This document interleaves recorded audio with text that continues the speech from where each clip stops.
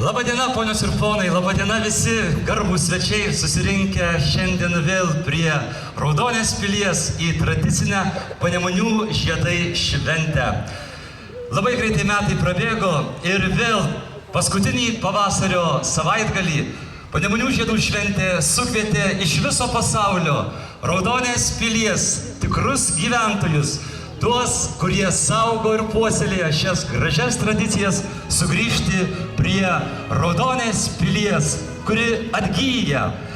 Pavasarį dovanojantis stebuklus paskutinį savaitgalį, kuomet iš meilės save aukoja ateinančiai vasarai, daro dar vieną didį stebuklą.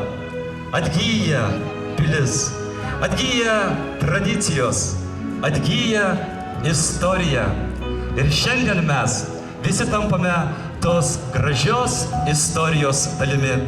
Juk žinome, kad nuo 20 amžiaus pradžios Raudonės miestelis buvo dar mažytis, bet ant šito kalno jau ilgus šimtmečius didingai stovėjo ir pačias gražiausias tradicijas dovanojo aplinkiniams gyventojams Raudonės pilis.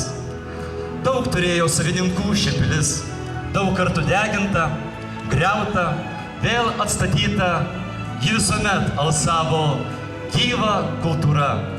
1903 metais ši pilis įgijo naujus savininkus. Olga ir Juozas de Parija e Castro įsigijo šią pilį. Kiekvieną pavasarį graži, gausi šeima, lydima daugybė svečių, sugrįždavo į šią pilį iš pasaulio šalių. Kiekvieną pavasarį susirinkę gausybė žmonių laukdavo sugrįžtančių savo geradarių ponų. Po pirmojo pasaulinio karo Olga su šeima apsigyveno šioje pilyje. Išpuoselėjo parką, gėlynus, išpuoselėjo visą pilį. Čia rasdavo prieigą kiekvienas, kas tik važiuodavo pro šalį, plaukdavo, kiekvienas, kas tik praverdavo namų duris.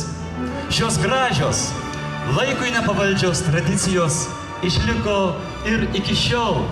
Todėl šiandien sveikiname visus sugrįžusius į atgijusią pilį, kaip tais gražiais istoriniais laikais.